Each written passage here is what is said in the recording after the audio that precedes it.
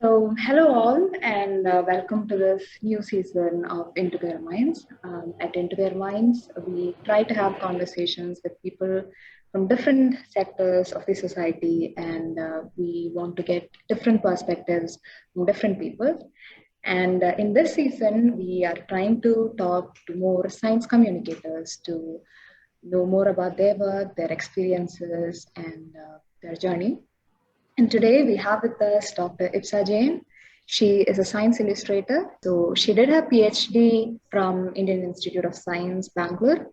She then went to do her postdoctoral research from INSTEM, Bangalore, where she kind of transitioned into doing science communication and science illustration in particular. So she's currently working as a freelance science communicator. She's also a part of the Life of Sciences Collective.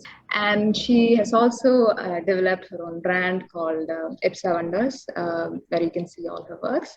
So thank you so much for joining us today, Dr. Ipsa.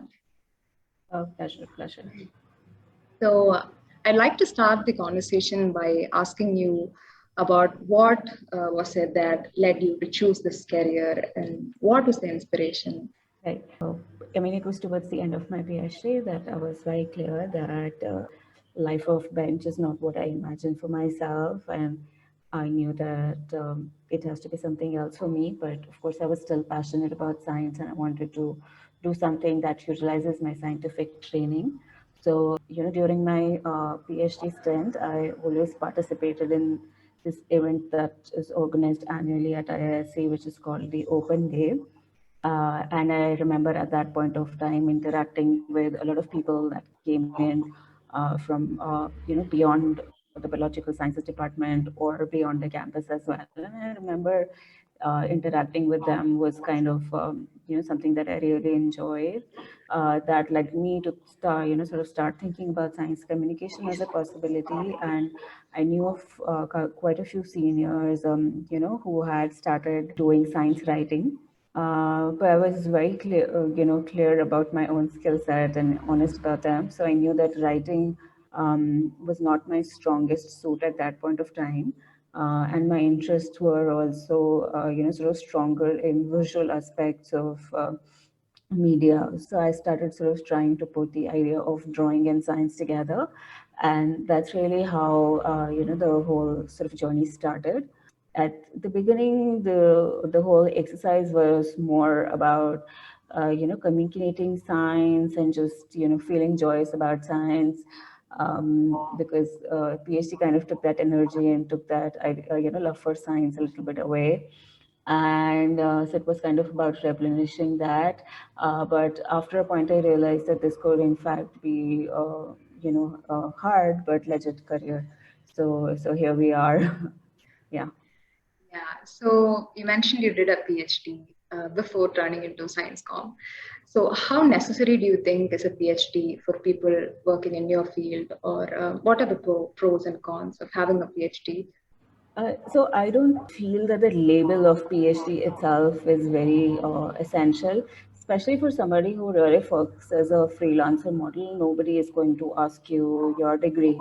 People are only going to ask you about your portfolio.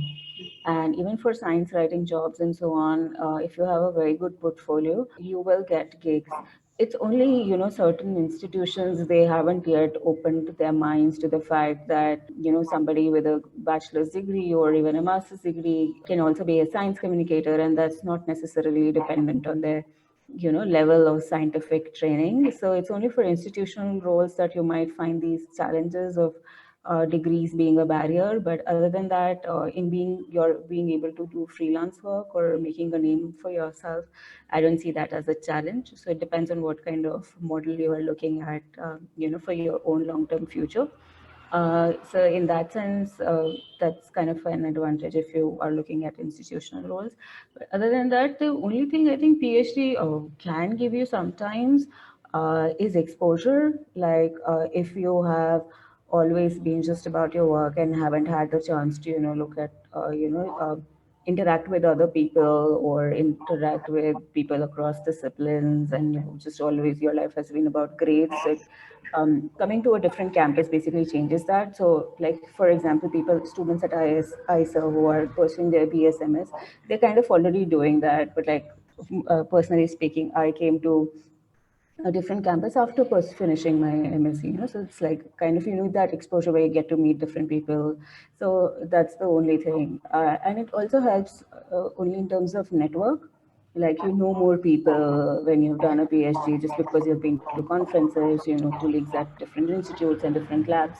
But if you are able to network, even as somebody who is in a BSc or MSc program, I don't see, networking is hard anyways. And but if you are somebody who is proactive and clear that they want to do this and can work towards that, I think then again I don't see degree being a limitation to what you want to do and or where you want to go.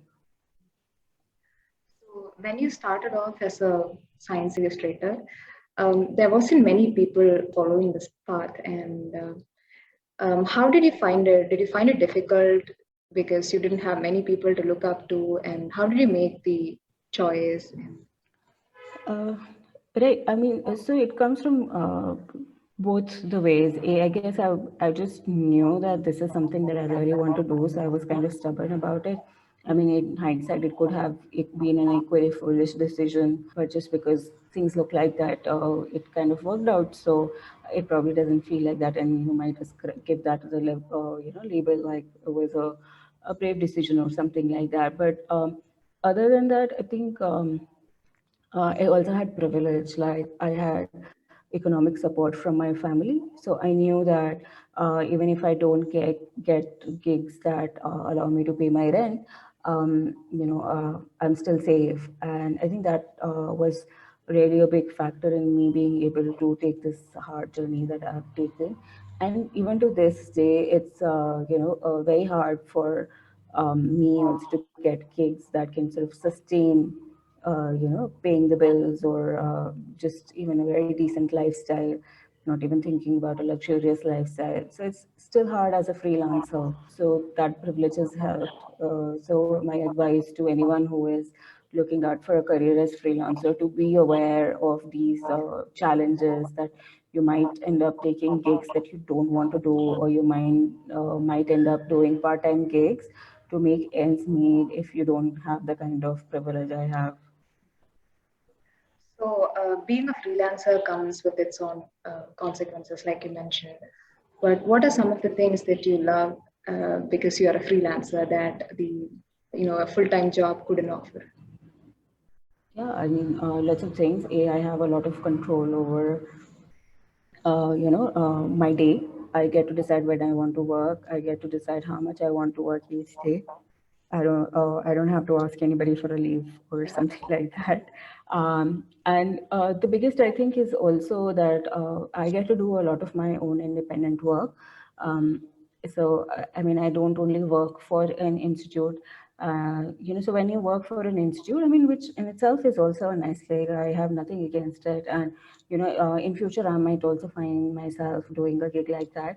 It's there is a mandate of the institute, and you're working with the institute to further their agendas or their science, and so their brand. But when I get to work with scientists, I usually end up working with scientists from different spaces, from different sciences, from different institutes. So I get to participate, in a science that is a lot more diverse in that sense.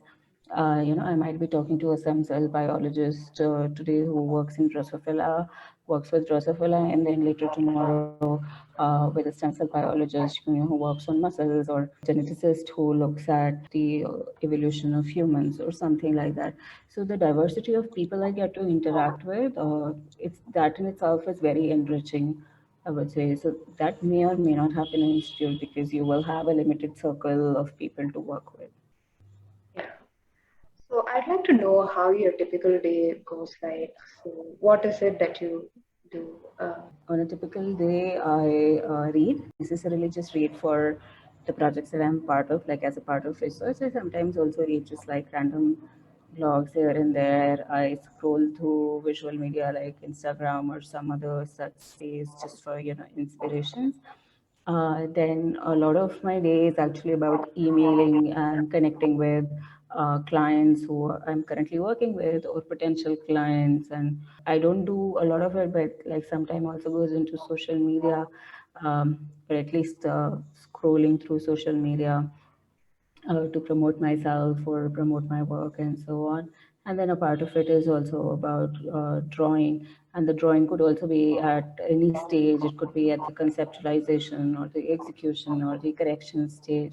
Yeah, so that's really all the tasks that I end up doing in the day related to the work I do. Yeah. Yeah, so like you said, when you start a work, you'll have to read a lot about it and research about it. So how does the background research go, and how do you proceed with it, and how does the Yeah. discussions with the clients go? Yeah, so I mean, it really, just varies client to client or collaborator to collaborator.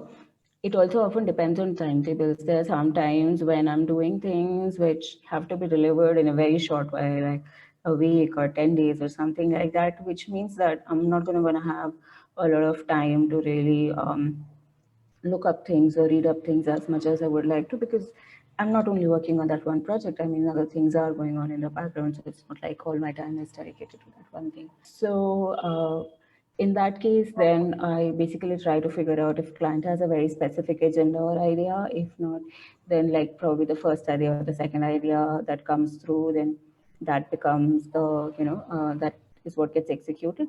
But if I have a project where I have the time to think about things, I read. And apart from reading, I also like to discuss a lot. Like, what happens when you are a scientist and you are looking at a problem for a long time. You have a very different perspective than somebody like me who may or may not really be, that intensely connected with that science. So when I read something that's about your science, I might interpret it differently. I might find different things interesting. What other, compared to what you might find interesting. And I sometimes might not just even understand, what you have written in your paper or whatever it is, the content that you've given me.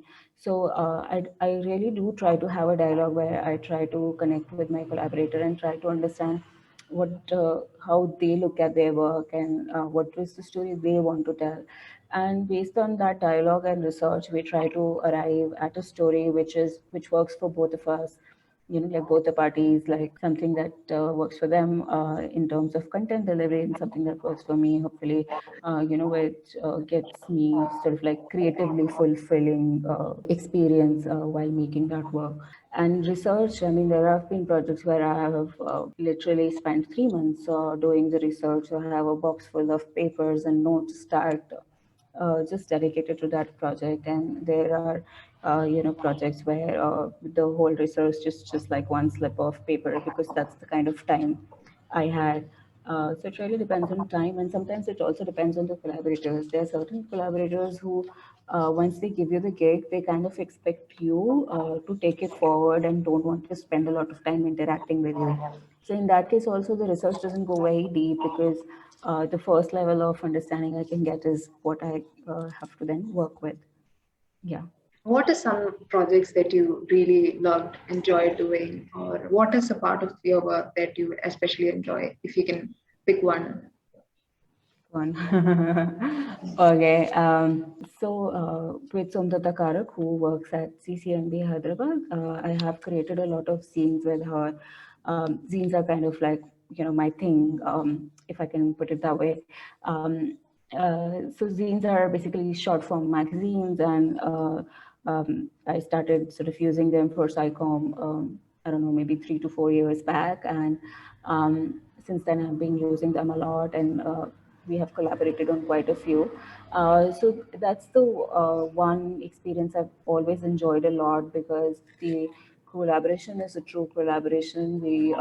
There is a lot of dialogue, there is a lot of debate and discussion, and often it leads to an improved experience, like improved learning experience for both the collaborators, and then the creation process is just overall fun. So we created something called as Stuff of Life, which is there on the CCMB website if anyone wants to go and look it up. And so Sundata works a lot with students, and some of our students were really surprised by the fact that all of our bodies, are literally, mainly made of carbon, hydrogen, oxygen, nitrogen.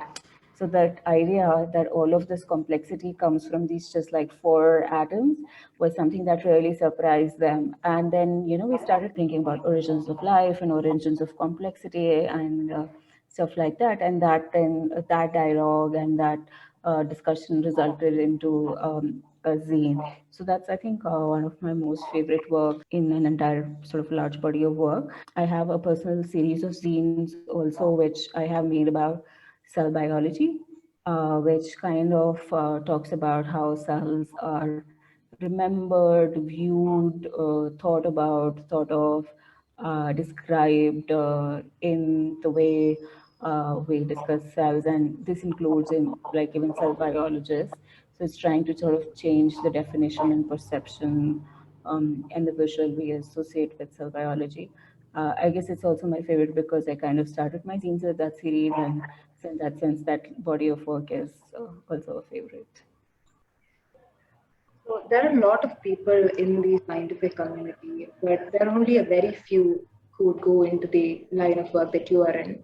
So what do you think is preventing people from entering science communications, or is it like a Right. general lack of awareness, or any uncertainties that come Uh, with it?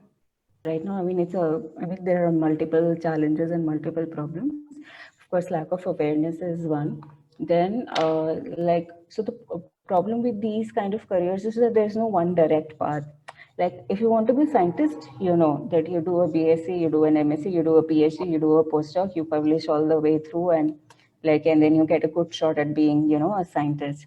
But when it comes to being a science communicator, there is no defined path. Everybody comes, from large varieties. So it's just about like making that firm decision that yes, this is what I want to do, and that kind of decision making is kind of really hard, for anybody. And because we don't have enough role models around, that the kind of decision making becomes hard. And even if you let's say for example your series is trying to kind of do that, where you're getting different people to talk to your audience and all of that. So it is in some kind of way like trying to put like here is this example of this kind of career that you could think about. So I mean, even if that's there, the systemic support is definitely not there. Like there are a lot of uncertainties once you take that step about how to go about it. Is this going to be financially stable? Is this a sustainable thing? And who can be my mentor? Who are my peers? How will the scientists interact with me? How will they pay me? So all of these uncertainties are also there, and I think that also becomes a challenge. So like I know of people who tried trying being science writers, but then realized that this space was very hard to navigate, and they made a personal choice to, pursue then some other career later.